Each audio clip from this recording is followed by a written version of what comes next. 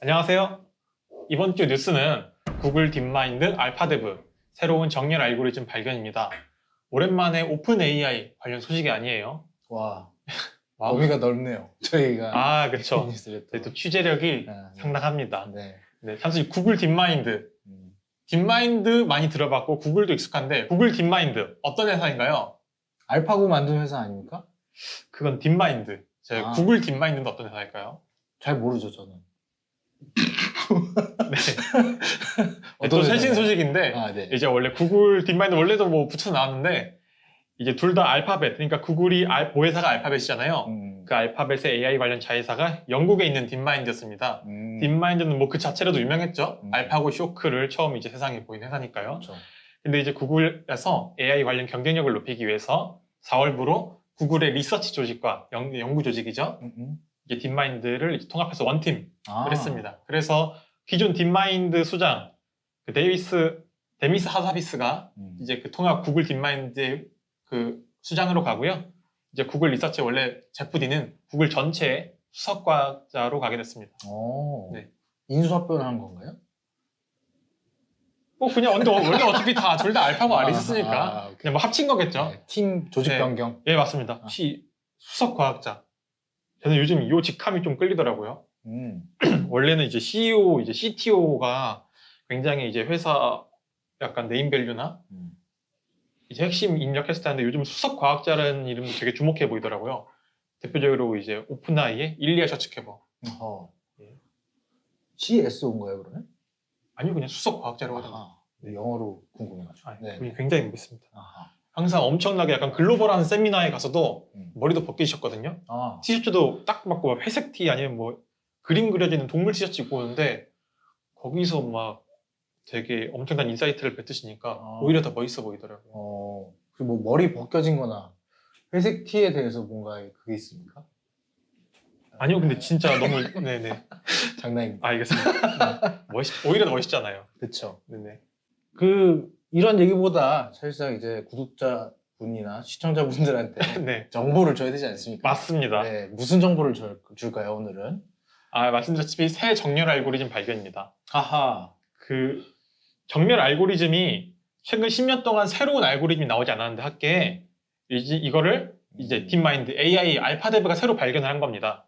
그래서 이 과정에서 이제 강화학습을 통해서 새로운 정렬 알고리즘을 발견하는 이제 미션을 주니까 이제 인공지능이 독자적으로 이제 추론을 해서 개발한 거고요. 그럼 수학자가 아닌 AI가 새로운 정렬 알고리즘을 개발했다라고 볼 수 있는? 맞습니다. 대단하네요. 네.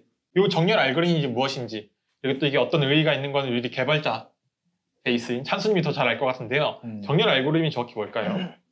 저희가 저번 영상에서 또 정렬을 또 언급을 했지 않습니까? 근데 이제 이때 정렬은 조금 다른 의미입니다. 지난 강의에서 정렬은 뭔가 얼라이먼트, 서로 닮아가는 과정, 서로 비슷해지는 과정이 이제 정렬이었다면 오늘 이제 말씀드릴 정렬은 소팅, 이제 뭔가 정리하는 느낌이죠. 그래서 뭐 순서를 맞춘다거나 이런 것들이 이제 정렬 알고리즘. 근데 이 순서를 맞추는 방법도 굉장히 많이 있잖아요. 결국엔 최종 이제 목표까지 정리되는 과정을 설명하는 게 이제 알고리즘이다. 그러니까 정렬 알고리즘이다. 라고 말씀을 드릴 수 있겠네요.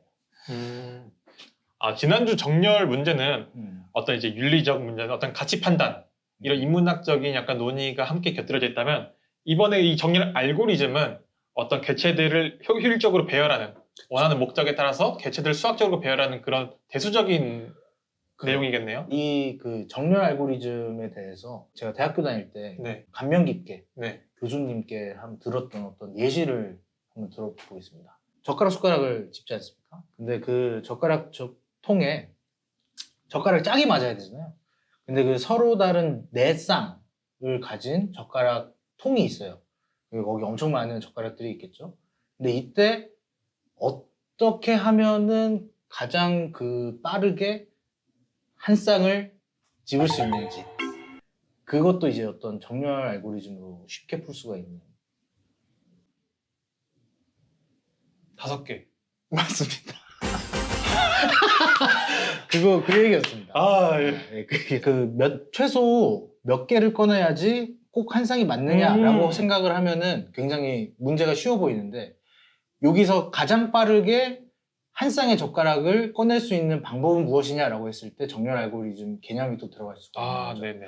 이제 또 이 예시는 피전홀, 네, 말씀하시죠. 피전홀 알고리즘이라고 또 많이 부르거든요. 비둘기집? 맞습니다. 아, 네. 네, 비둘기집이 4개가 있는데 네. 거기서 아, 그건 알죠. 아, 네. 네. 아시나요? 저 교과서는 열심히 배웠습니다. 네네. 비둘기집의 논리가 무엇이냐면요. 네, 비둘기 101마리를 100개의 상자에 넣으면 어느 한 상자에는 비둘기가 2마리 이상 들어간다. 그렇죠. 이게 비둘기집의 원리입니다. 맞습니다. 전 여기까지. 예, 그래가지고 네. 결국엔 그 4쌍의 네. 젓가락이 많이 모여있는 젓가락 통해서 네.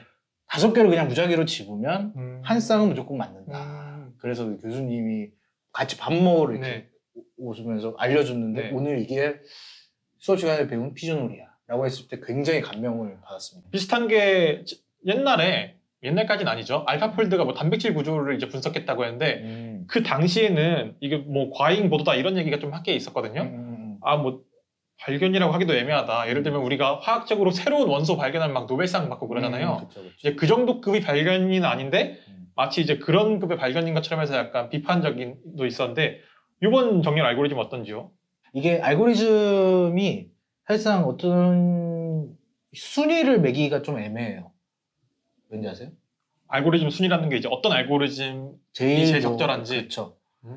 그쪽은 태스크마다 또 비슷하니까요. 맞습니다. 네네. 이게 원래 보통 정렬 알고리즘은 3가지 좀 종류로 나뉠 수가 있습니다. 이 최선의 경우 네. 잘하는 거, 그다음에 최악의 경우 잘하는 거, 평균적으로 잘하는 거. 이 계산 복잡도라는 또 정의가 또 들어가거든요.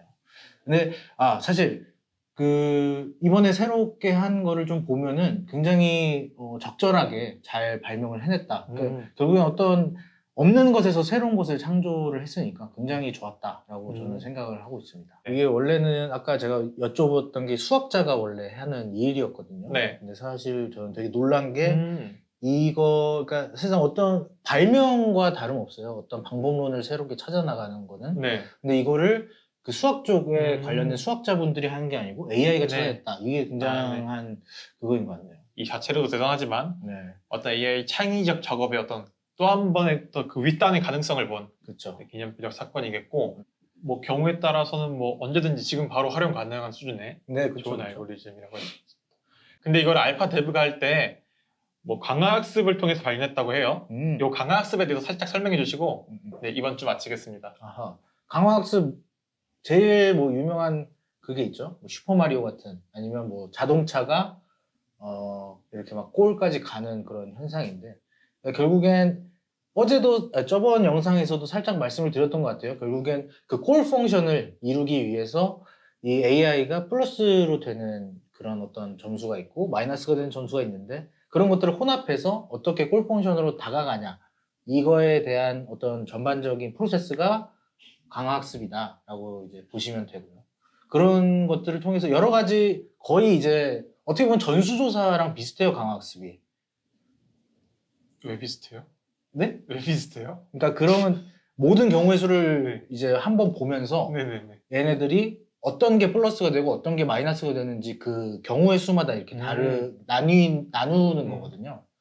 그럼 그 강학습이야말로 엄청 복잡하고 높겠는걸요? 네, 엄청나죠. 근데 그걸 이제 좀 더 효율적으로 하는 게 이제 안쪽에 딥한 느낌으로다가 들어가긴 했는데 그거는 뭐 여기서 예. 다루지는 알겠습니다. 않겠습니다. 네네. 네. 그쵸. 그러지 않을까요?